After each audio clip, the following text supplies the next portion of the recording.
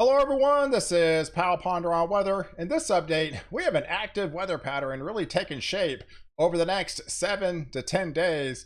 So we're going to break down all the details for you so you can plan ahead and know what to expect. So let's take a look at the overall jet stream on the North American view, and you can see how this is going to unfold over the next 7 days. We've got a sharp southeast ridge that's really going to be developing further south with some warmer temperatures, but to the north we've got Arctic air really starting to build up here into Canada, and that's going to press south into our northwestern areas, back into the west, while the middle of the country is going to be seeing that jet stream tap into that subtropical jet.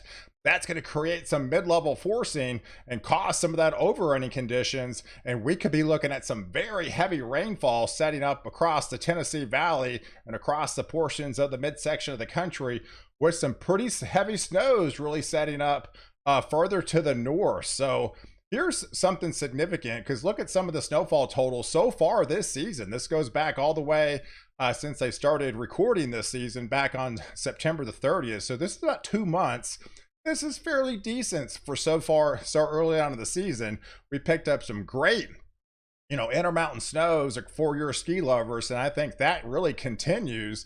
But we even had some snow into portions of Texas so far, back into Oklahoma, getting into Arkansas, further south into Missouri, back into Illinois and Indiana. So we've had some fairly decent snows for so far this season, but we are going to be adding to those totals as well. So hey, if you're new to the channel and if you do like daily weather content on North America, I do daily updates on this channel. Go ahead and hit the subscribe button so to get all my daily updates, and hit the like button as well. It definitely helps me more than you know. So let's really delve into this and break things down for you. You can actually see over the next 5 days, say between now and Thursday, that we've got a deep, subtropical, your southern jet stream really starting to take shape across the midsection of the country. We've got all the warmer temperature anomalies further south. We got the Arctic air pressing from Canada, pulling in from the northwest, especially in our western areas, while we have blocking really starting to take shape over portions of Alaska and back into Greenland, and some of your warmer anomalies, at least right now through Thursday, across the mid-Atlantic and to the northeast. So as we go into tomorrow, so here's the setup for tomorrow. We still got some beneficial rains coming in off the west coast, especially along the coastal regions, not just northern California, but all the way into central and portions of southern California is going to get some beneficial rains, and then heavier snows into portions of the Intermountain West, especially into Idaho, into Montana, where you see those warmer shaded temperatures back in, these orange shaded zones here. That's an indication of some warmer temperatures. But further to the north, there's your 540 line in the beginning stages of what looks like to be developing the cross polar flow as it builds deeper into next week. So let's take a look at the Wednesday setup, because this is going to be fairly significant. So we're going to have a subtropical ridge really starting to take shape. We're going to have that mid-level forcing. You see the areas in green here. That's indication where it's going to be able to wring out the precipitation and dump it over portions of North Texas, getting into Oklahoma, back into Arkansas, portions of Missouri, especially the Tennessee Valley, getting into Kentucky and portions of the Carolinas. I'm definitely concerned with a lot of heavier rains kind of training over the same areas, and this could be a setup that could be with us all the way through Sunday, with more cold fronts coming in southbound, kind of stalling along this boundary.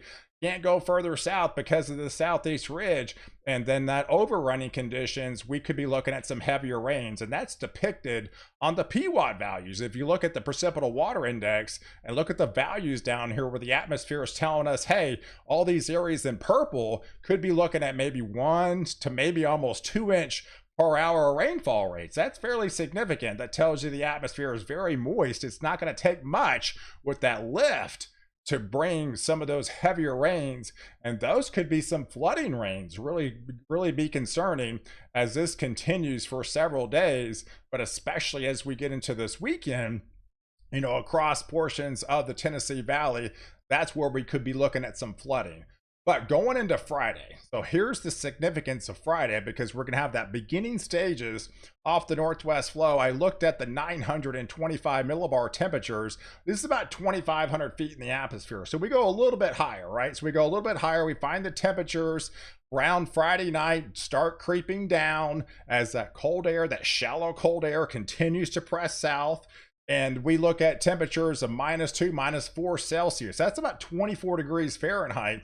That's definitely going to be cold enough at the surface to have some of that rainfall transfer into snow with evaporative cooling. So as it pulls down some of that colder air, that rain should change to snow into portions of Pennsylvania as we get into Friday night. But before that, on Friday morning, it's all going to be all snow into further north into Wisconsin, back into portions of Michigan here, and then just rain further to the south with more rain extending into the Tennessee Valley, getting into the Ohio Valley with Indiana and Ohio and West Virginia. We start as rain in Pennsylvania. You can start to see the beginning stages of some of that trying to transition into some snow. But as we get into Friday night, I definitely feel like all of that transfers, if not just snow, but some heavy snows depicted on this dark purple here. Looking at some heavier snows in the portions, maybe northern portions of New Jersey, back into Pennsylvania and upstate New York as this continues to pull in some of that colder air and transferring all that precipitation in the form of snow and maybe even some heavier snows. Even the Canadian models on it too. So we're starting to see model congruence here, maybe just a tad bit further south, but it kind of gives you an idea. We've got plenty of moisture in place and the cold air will continue to press. And we could be looking at some heavy, significant snows going into portions on Friday. And that could last into the weekend with more systems coming in. Because if we look at some of these kind of feels like temperatures, it's definitely going to be cold enough. Further south, that's the southeast ridge, right? It's not going anywhere all week long, but this cold air will start to press, and it's going to feel much like winter here, which feels like temperatures in the single digits, if not the teens, for this whole area. But this really depicts on where the northwest flow and where I think the heavier snows are going to be, say from the 10th through the 14th of the month. If you look at the Climate Prediction Center, it's already kind of highlighting this favored area for some heavier snows getting into say the 10th and the 14th of the month, back into portions of Michigan here, into portions of Illinois, into Indiana, back into portions of Ohio. This will creep in even portions of Kentucky here should see some snow mix, back into West Virginia, into Pennsylvania and upstate New York, getting into New England, especially into Maine. This will be sort of the time frame from the 10th through the 14th. So let's break things down for you there. This would be next Saturday. So yes, we have more colder air continue to press. It's a step down process. There's the 540 line. That's your freezing line essentially. So definitely plenty of cold enough with another trough coming in out west. That brings more mountain snows, coastal rains to the Pacific Northwest. We have another system coming in into portions of Michigan, back into Iowa, into Wisconsin with some light to moderate snows for them. And then more rain filtering in back into East Texas, into Oklahoma, into Arkansas, into Missouri. And that actually creeps into the Tennessee Valley as well. As that system will be coming across, we have a low pressure starting to develop towards Monday, the 12th time frame off the coast. And that's going to wrap around that cold Arctic air, this time polar air.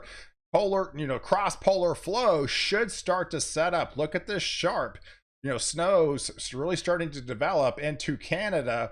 And this is the area. This is why they favored this kind of zone to all this kind of mix over to some potentially some heavier snows by the time they get into the 12th, 13th, 14th time frame. But here's your drought index. So we've had some decent rains this week. We're going to have even more significant rains going into next week. So here's your updated drought. Fortunately, there's not too many areas left in the exceptional drought, but we still need plenty of help in these areas in red. still about 13% of the country in an extreme drought, and we still have about 32% of the country in a severe drought. So here's your zone where I think most of the rain's going to fall this week. So definitely some help out here in off the West Coast into California. But most of the heavier rains are going to be up to portions of Texas and Oklahoma and across this area where they do have a lot of severe drought areas. So they definitely need this. And this is the bullseye. So this is the area of concern to pick up multiple inches of rain. It's really into, say, North Texas, getting into Oklahoma, into Arkansas, into Missouri, portions of southern Illinois and Indiana, but especially into Kentucky and definitely especially into Tennessee. They should be looking at definitely some flooding rains and concerned about this convective banding maybe setting up as well. You know, look at the chart here, easily 6 to 8 inches of rainfall, and that could be somewhat conservative as well. So this is a 5-day event. So we're looking at a pretty unsettled weather pattern as we get into Wednesday, Saturday, and this could actually even extend into Sunday. You can definitely see the beneficial rains coming in off the West Coast. All that is in the form of snow. So let's talk about the snow now. So here's the latest European guidance going through the 10th. So it just picks up on that storm into portions of Pennsylvania. That could be fairly significant. We are going to have some really heavy intermountain snows, especially in the Sierra Nevadas. We're talking feet feet of snow out there for sure. Added snowfall portions, even maybe Seattle might pick up some more snow along the way, but especially in the mountain regions up here. And then there's that little system as we come in on Friday, heading into Saturday morning, going across this area. If we really kind of zoom in to some of these, some of these snowfall rates, don't kind of take this verbatim, but yeah, it's already picking up. I mean, we're already seeing model congruence on this, so this should at least have some snow with it back into portions of Williamsport, into Scranton, Allentown, into Harrisburg, and even into Philadelphia, into State College. Several inches of snow, and we could be looking at a sharp gradient there. We could be picking up 6 to 10 inches of snow as we get through that Friday, Saturday time frame.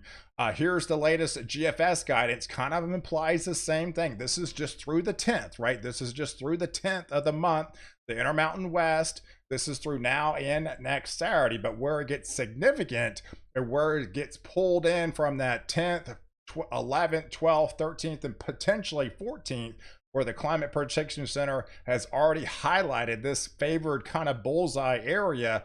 That we could be picking up with that cross polar flow really starting to take shape by then. We could be picking up even more significant snows and that highlighted time frame. So, but beyond that, it's definitely the cold air is going to continue to press. So we've been talking about the pressing cold air, the blocking of the negative NAO. So yes, by the time we get into, say, the 13th of the month, deeper into that second week, heading into that third week, much of the country, the southeast ridge is eventually going to fade away, and the Arctic air is going to win out. By then, as much of the country should start to be below average by then. So hey, I appreciate you guys watching. Do like this video, definitely leave your comments below, and don't forget to subscribe to my channel to catch the latest update where I protect you before and after storm.